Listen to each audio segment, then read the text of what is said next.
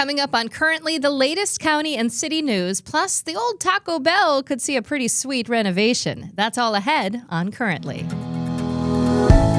Welcome to Currently, where we discuss some of the top local stories directly from the journalists who are covering them. I'm your host, Christal Frost. Now, this podcast was recorded on Thursday, August 7th. The Tigers are 66-50, and that said, things may change by the time you're watching or listening. And support for Currently comes from Golden-Fowler Home Furnishings. They're located on South Garfield Avenue in Traverse City. It's home fashion elevated. And from West Shore Bank. When you choose West Shore Bank, you're not just choosing a bank. You are choosing a partner that is committed to the well-being of our community.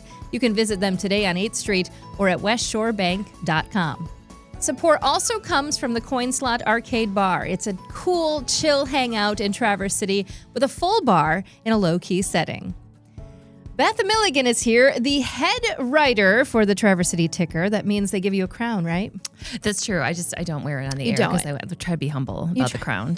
Yeah, but They it's give there. you like a crown for your head. That's what head writer means, right? Yes, yeah, correct. Well, welcome back. It's I don't even know what episode number it is right now. I feel like we've been doing it for We're full adults now. We're fully grown. I remember our Sweet 16, but we're fully into middle age now. a fully grown podcast, and you and I have been doing it every week together. Yes, and great. we both are sporting fresh haircuts this week. I know. which Do is- you like it? I do. I love it. It's very bouncy. I love it too. I have to say thanks. Shout out to Mindy at Epiphany. She's my girl. Yeah. Yeah.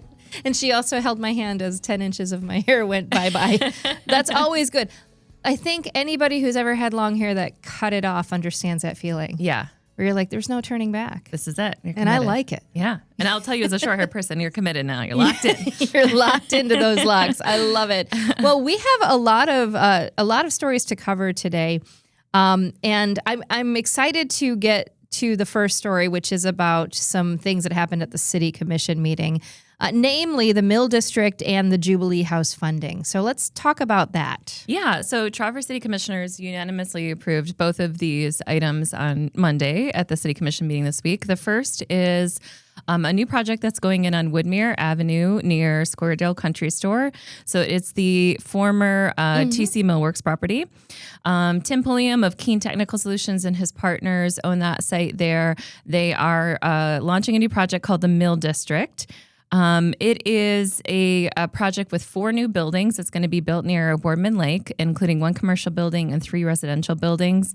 The southernmost commercial building is going to be what they're calling an adventure hub. Ooh. So it will be the new long-term home of Brick Wheels, which will be moving from 8th Street over to this location, conveniently right on the Boardman Lake Trail Loop there. So there are bike and paddleboard rentals planned for that, some kind of cafe, restaurant, brewery space. They're still working on the tenants. That is going to be the first building that will be built. They're hoping to open that in early 2027 because Brick Wheels is on a timeline to move. Mm-hmm. And then the second phase of the development will be building out these other 3 buildings, which will have multifamily market rate apartments, residential units, potentially apartments, potentially condos. They've kind of said, they're still figuring out what that mixture is going to look like. There will also be a new trail connection from Carver Street to the Boardman Lake Loop Trail, new sidewalk along Carver Street, and part of Sheffer Street over there is going to be paved as well with some on-street parking. So that's all part of the project plans. And that application, like I said, was unanimously approved by the commission on Monday. I mean, that's fantastic. That's a lot of growth for that area. Yeah. As soon as the Boardman Loop was finished, in my little brain here, I said, you know what? They're going to start building a lot of stuff now. Yeah, there's a lot. I mean, there's a lot happening in that loop. Obviously, NMC is looking at the future of its Boardman Lake campus. There's the new coffee shop and Nocturnal Brewing over by Cass. Yeah, and it's fantastic. All of these kind of connections on the trail there. And Squaredale Country Store, those owners have said that they're interested in the future of possibly redeveloping that site. So this could be the first in what we might see some dominoes in that stretch of Woodmere of redevelopment. I mean, you got to love the Boardman Loop, though. Yeah. It's just the best. Yeah. I love it. Lots of breweries and then things to check out along the loop. Yeah. And then the second item from Monday in the City Commission agenda was this funding request from Jubilee House. So Grace Episcopal Church operates Jubilee House. It's a day shelter on Washington Street across from the courthouse. They had first come to the commission in July to present this request, and then we're back this week for the actual vote. Mm-hmm.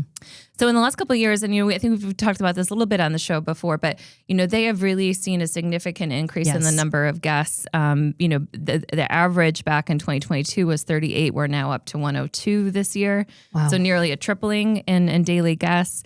And that is because multiple community organizations, including Central United Methodist Church, Safe Harbor, Jubilee House, they've all kind of partnered together to ensure, especially during the cold weather months, that there is some kind of shelter available 24/7. Mm-hmm. So they're sort of covering different hours. Safe Harbor is obviously overnight.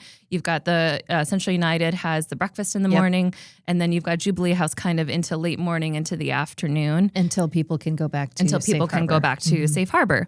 But doing that has required Jubilee House to expand its operations. Substantially. So we have staffing, yep. It used to be a heavily volunteer run, similar to Safe Harbor. When you really start expanding your operations, you need people who are on staff. Mm-hmm. They need special training sometimes. And that really provides consistency in ensuring that the day shelter can be operational. There's someone trained to help the guests there.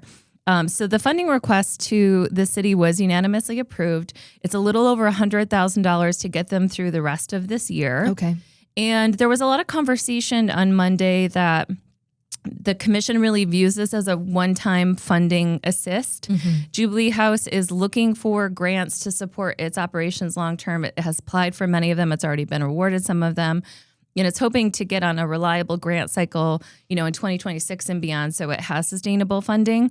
But as it's ramping up right now, they said they really needed this support to be able to get through the rest of the year until they start getting those grant responses in. The commission also had a lot of discussion about, this is just one piece of a puzzle. We've talked many times on the show and in the community about what's going on with the homelessness issue here.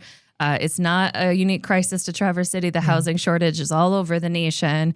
And Commissioner Tim Warner even kind of talked about being on a hamster wheel of these short-term solutions we're trying to find, even as the city works towards a larger solution, which might look like something like a permanent year-round shelter, a larger campus, which multiple groups in the community are exploring and looking at right now. Yeah, I mean, it's essential for now, though, to have this, day shelter. I mean, people get their mail there, they can do some laundry. There's just so many things that they can do. And, it's interesting. I know I watched the county commission meeting, I should say. So this was a city commission meeting. And we had lots of people talking who are homeless saying, I'm homeless and I have 2 jobs. So there's this, between the city and the county, people are looking at homelessness differently, from a different perspective of, these are people who are really trying, and sometimes you just need a place to go and sit for a few hours. Yeah, and I think, unfortunately, there's a lot of harmful stereotypes about people who are experiencing homelessness.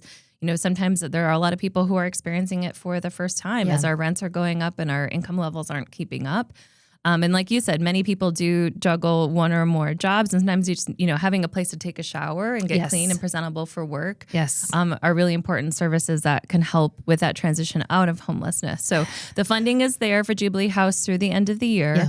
And then I think towards the end of this year, we're expected to have some of the community groups that have been looking at this, task force that's been looking at it, will be bringing recommendations back for some maybe longer term solutions. So you mentioned they're looking for grant funding. I'm wondering too, just about private donors. Is that something they could accept if someone is going, I can help make this happen year round? Yes. And I mean, certainly we've seen that with Safe Harbor. That's a part of their, if you look at their budgetary, pie chart, essentially those donations are there, and the community has been stepping up and helping with some of those things. But I just think, the need is so great. That really, especially looking at the big solutions like permanent supportive housing, things like that are still on the table. Well, perfect. I know we're going to be talking a little bit more about some Government Center updates and, the Grand Traverse Band and things like that. But first, a word for our lead supporter, Golden-Fowler Home Furnishings. And one of the things I love most about Golden-Fowler Home Furnishings is not that it's just a furniture store. It's that it's our furniture store. It's Traverse City's original furniture store. For 65 years, they've been helping people turn houses into homes with pieces that last, styles that inspire, and a staff that genuinely cares about helping you find something that you're going to love for years to come. I've walked through that showroom more times than I can count, and every time I'm walking through, there's something new. Whether it's a statement sofa, the perfect dining table for family dinners, or that chair that's so comfortable you're going to have to fight the dog for it. And now they're making it even easier to bring those pieces home. The Golden-Fowler 2-day sale is happening now, Friday and Saturday. Here's how it works. You buy your first piece of furniture on sale, and then you get your second piece for an extra 50% off. You want a third piece? You got it. You'll get an extra 75% off your third piece, and that's off the sale price. And yes, you can choose from anything in the showroom. Doors open at noon on Friday, today, and 10 a.m. on Saturday. That's the 2-day sale at Golden-Fowler Home Furnishings on Garfield Avenue in Traverse City. It's furniture you'll love to come home to.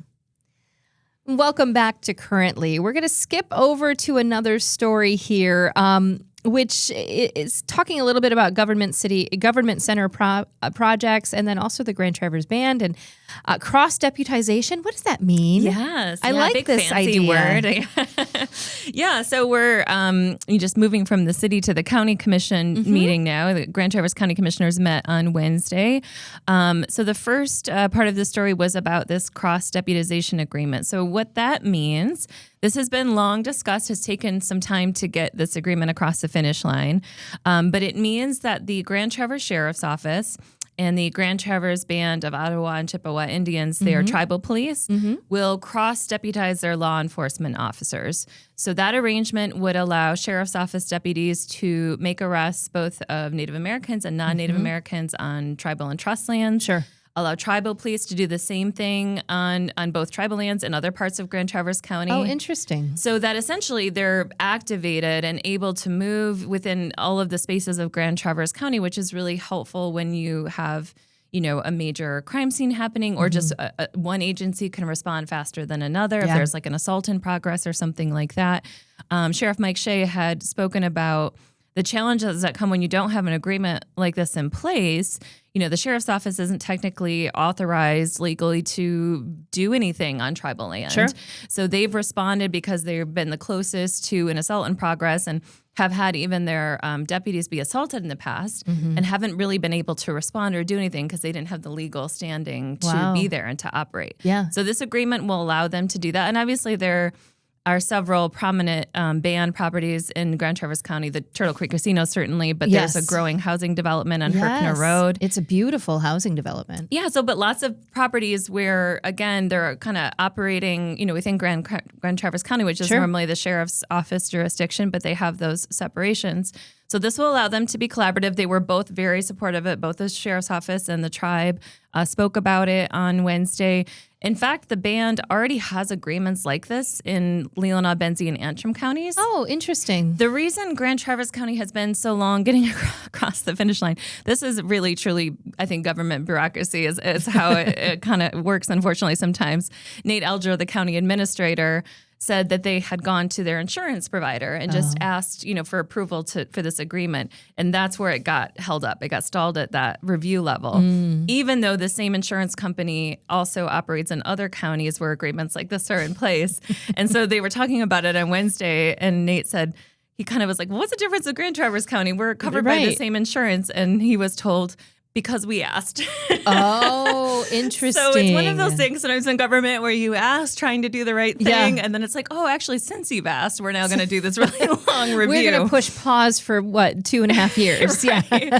So they've gotten through the process. The agreement was approved. And so that's just now, it's just kind of letting the community know that, especially for people maybe who are used to operating on tribal or trust lands and just responding to tribal police officers, that the sheriff's office now will have that. And they also have, cross agreements for housing prisoners and helping each other in that way. When it gets to the courts, that's where the jurisdictions will be separated out into the appropriate courts. But it just allows them to act in each other's day-to-day policing. Yeah. You see the lights. You stop. Yes, yeah, and you don't look for a logo, right? They both said it will. They think it will really help protect the safety of law enforcement. Yeah, I think that's great. So we had, we had another thing to talk about as well, and that is going to be building projects, right? Yeah. So this is there are several projects that are going to be happening on the Governmental Center property on Boardman campus, which is shared by the city and county. But the county commission was the one approving some of these projects on Wednesday. So the first is some folks may have heard back in June about some stability questions about the jail. These stress fractures have started to appear in the tile of the jail lobby. Never a good sign. No. So there have been some temporary closures. They had analyzed the building. They did determine that the building appeared to be shifting a little bit and settling. Ooh. The engineering firm determined that there's not, likely a danger of a catastrophic fail or a danger to the safety of occupants in the building, like a normal settling process due to age and some pressure buildup. However, because they know they have a responsibility to both the jail occupants and the staff there, they want to make sure it's safe long term. Oh, for sure. So they approved this contract this week that allowed them, an engineering firm, to take core samplings around the jail area, the soil, the buildings around the jail, just to kind of get a sense of the stability there. Also to put some monitoring devices in place, like crack monitors, so that if something does happen again, it detects it early on to be able to address it. So that's one issue. There might see some work happening around the jail. So it's not Tremors, right? Do you guys remember that movie, Tremors? I do remember that 1990. movie. Yes. I did not want to walk anywhere for a solid year after seeing Tremors. That's not happening at the jail. That's not happening at the jail that we know of. We'll keep an eye on it. We'll see what the engineering firm finds. Maybe they have like a Tremors detector. So that's one of the projects. The other ones that we mentioned in the story are you're going to see some changes to how the courthouse looks. And primarily, you're going to see a lot of the vegetation and trees around the courthouse taken out. Really? This is never popular typically with the public. The public doesn't generally like tree removal. We are very, protective of our environment and nature here. Yeah, for good reason. For good reason. However, in this case, some of those trees and shrubs were planted when the historic courthouse opened at the turn of the last century. Oh boy. And in fact, they were joking about this week that when the courthouse first opened, people were riding horses to the courthouse, not cars, which is true. So trees, things that were once maybe a small bush has now grown to be like a 3-story tree. Right. The building itself is in really good shape for its age, but the brickwork, the exterior brickwork, is a different story. And all of that vegetation close to the building is blocking out light and trapping moisture, which is affecting the quality of the brick on the courthouse. Oh. So they need to take it out so that it can breathe, essentially, to try to preserve this, exterior brick. They will be following the city's tree ordinance because the courthouse is within the city of Traverse City. It has a tree ordinance. So trees that they remove, they are typically required to replace. Sometimes not at the same site. They can plant them elsewhere, but to do that. And then they will be putting more vegetation back in, but it will be appropriately sized for the courthouse so that it can breathe. So normally when they would do a project like this, they just handle it internally, but they wanted the public to know, like, we know this isn't popular. Yeah. We want to come to the commission and explain why we're doing this. Yeah, good to know. I mean, I have to say that is an old brick building, but boy, is it pretty. It's pretty. It really is. And I mean, she looks good for her age. She looks good. She's got some repairs coming, when you have a building that's is what we call it. Just keeping fresh, keeping looking. I mean, it can be freezing and hot and all the other issues that come with old buildings, but it has the character. Yes. And then the last quickly project that we'll mention is the first floor of the Governmental Center.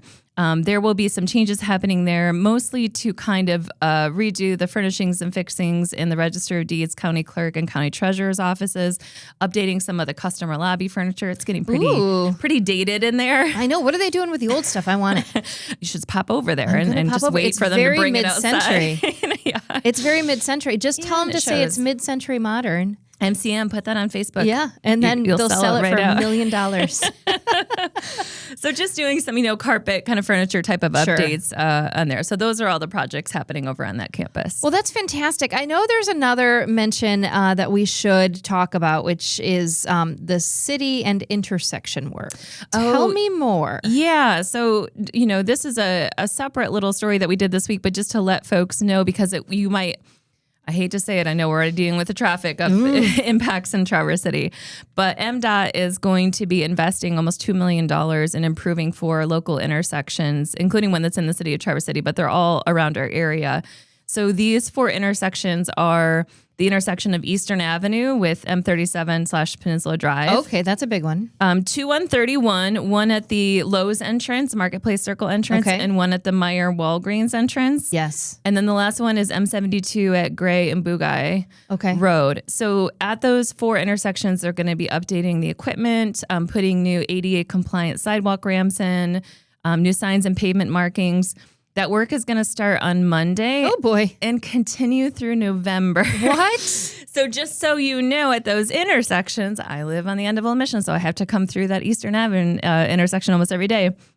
They're not going to be closed. The intersections will be open, but they will sometimes be down to a single lane. There'll be traffic shifts, some sidewalk closures. So just know in those areas that is coming up starting on Monday. That's a lot. It's a lot. All 4 of them at once.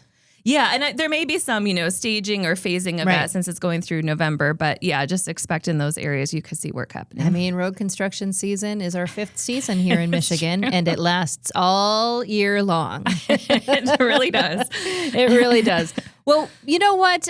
Speaking of some retail stuff, you mentioned Meyer Walgreens. Yeah. And that's the way I'm going to segue, baby. I love it. You have a story that came out today that is so cool and so sweet. I think, because everyone was sitting back going, what are they going to do with the old Taco Bell building? And you have an answer. Yes, I have the exclusive. You do. Exclusive. You have the Gordita Supreme exclusive. I do.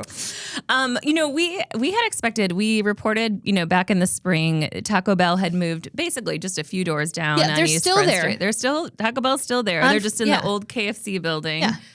Which the company owned, so that's why they had moved. So you're still going to get your gorditas. Yeah, you're still going to get your chalupas. Yep. You're good. That's all there. But it does, raise the question of what's going to happen in this very prominent space. It's right across from the new senior center. It's a prominent drive-through location. We don't have a ton of those, especially near downtown. Yeah. So we can confirm that it is going to be a combined Dunkin' and Baskin-Robbins. Wait a second. You saying donuts and ice cream? I'm saying yes. What? All the treats. All the treats on Front Street. Wow. That is sweet. So yeah, I mean, as you can see, that property did not last on the market long. No. And I talked to Dan Stiebel, the realtor there. He mentioned getting a lot of calls. It's right near downtown and the surrounding neighborhoods. It's got high traffic counts in that corridor. So there was a lot of interest. But this hospitality group, Empire Hospitality Group, they own over 130 different Dunkin', Qdoba, Subway gas station locations across multiple states. They have several in the Detroit area. They are really going to be expanding into northern Michigan. Nice. So this location, which again will be both a Dunkin' and a Baskin-Robbins, will use the drive-through. It'll have a restaurant there. They are starting construction on that in the next couple weeks with the goal of opening in November. Yeah. That is the first of what they said will eventually be 6 new Dunkin' locations across the region, including they are right now honing in on a Traverse City location at Chump's Corner. Okay. In 2026. So they're hoping later part of next year to open another location on Chums and then a third location to follow in Petoskey. We do obviously have a Dunkin'. We do have one. It's at the Great Wolf Lodge, right? You have to, yes. It's inside the Great Wolf Lodge. And then you got to pay for parking now. It's a whole... It's like a whole thing. I just want a coffee and a donut. Yeah, so it's there if you want to go there, but... when I talked to Sam, who's from Empire Hospitality Group, this big group that's owning all these different locations, he said he really saw the potential and the need, a demand for more standalone locations. Mm-hmm. Hoping to open in November with both of those. And he mentioned the thing about that model that tends to work well is a lot of people go to Dunkin' early in the day, get your coffee, get your donuts. They have some breakfast and lunch offerings. Uh-huh. And then the Baskin-Robbins crowd, which is more of like ice cream and cake, that tends to be later in the afternoon and evening. So it kind of balances out traffic. And ice cream cake. And ice cream cake to combine the things. Put it together. Ice cream cake. Put it together. Ice cream cake. So that is coming to Front Street. Nice. We did also have several other updates to share with folks. One that will be an interesting one to watch going forward is Wallstrom Marine announced today as we're recording that it is collaborating with Farside Properties on a potential new marina on Grand Traverse Bay. So they have acquired the Viridian commercial building over on Southwest Bayshore Drive. Oh, wow. And they said that they are still figuring out the exact plans for the property, but those ideas range from a full-scale marina to potentially some kind of mixed-use development with condos and a private marina. They pointed to the fact that there is a years, which we have written about on the ticker, a years long. We had Art on the show to talk about this, in fact, Art Bukowski, a years long wait list for boat slip. You're going to wait 18 years. Yeah, unless you have it on your own private property. So there's definitely demand for a marina in the area. It'll be interesting to see. They acknowledge now building a new marina is both expensive and requires a lot of red tape. There's a lot of regulation. You got bottomlands. You got all kinds of stuff you have to deal with. They did talk about it being a complex, challenging project, but seeing the demand, they also said it could be something that really helps transform the area. So they're going to be exploring it with more news to come on that. Wallstrom, huh? Yeah. Very cool. Well, I like that. Great stories this week. Thank you so much, Beth. Yeah. I do have a question about what you're looking forward to this week because, you're very busy. You're like always a woman about town. What's going on? Well, I got two things I'm looking forward to. One is the National Writer Series on Saturday, which is maybe sold out in person or it's close to selling out, but they usually have virtual tickets. It's Robin Wall Kimmerer, and she wrote a book called Braiding Sweetgrass, that she is just like a fantastic Indigenous writer, really in touch with the natural world. I'm super excited for that. She's been doing a lot of other events while she's up here in the area. And then the second one I wanted to give a plug to was we've talked on the show. I volunteer at the Bay Theater out in Suttons Bay. We're having what we call a pop-up concert. We do these live shows at the Bay. This is more of like just a summer pop in and see a great show, but it's the Techno Cats. This is like a fantastic jazz lineup. Oh, fun. Lincoln Center performers, really good. And it's only $10. Oh, so wow. That's next Wednesday at 7:30. I'll be there. Come check it out. That'll be a lot of fun. Yeah. How about you? I've got a lot of music going on too. Let's see. I have a really, really jam-packed weekend. To start today, I'm going to the Pit Spitters, and it's the last game that I'm going to see of the regular season, right? Yeah, I'll be there with you. Yes, you will be. It's Polish Heritage Night. It's Polish Heritage Night. I will wave that flag proudly. So that's happening. And then I am going to the fair. And so I got to get all of my Gibby's fries in. I got to run with the goats, my favorite thing to do. Just super excited about that. And we have tickets for Toad the Wet Sprocket and Sixpence None the Richer. They're going to be at Interlochen.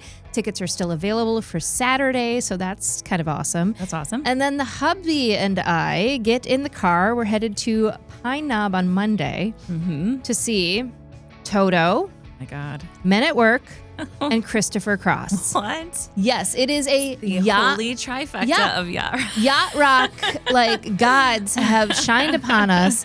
My husband's a huge fan of yacht rock, like to a point where I'm almost concerned. But, especially when he starts talking like a yacht rock guy, and he's like, hey, how about a little more smooth, But he is going to be in his element. I love all those bands too. So we're doing a lot this weekend. We got busy weekends ahead. And I tell you what, if you ever just need some easy summer listening, just put on like a Spotify yacht rock. Station Pandora. That's some good stuff absolutely. Right and I will just say locally too, WCCW terrestrial radio does a lot of good yacht rock too. Oh, love it. If you want to go to 107.5 for that one too. I mean, I'm old school. I love that. No, it's one of my presets. I got it. It's on your preset. You love that. Well, thank you again, Beth Milligan. Another great show as we have grown up here on Currently. We're in our 20s now. I can't believe it. Where has time gone? We will be back next Friday, and you got to be sure to subscribe to the show on all the platforms at crystalfrost.com. Super easy to do. You can follow us on social media. Subscribe to Currently with Crystal Frost wherever you get your podcasts. Like I said, the best thing to do is go to crystalfrost.com and then hit all the places you want to subscribe. It's that easy. You can also watch the full show on YouTube and on Facebook.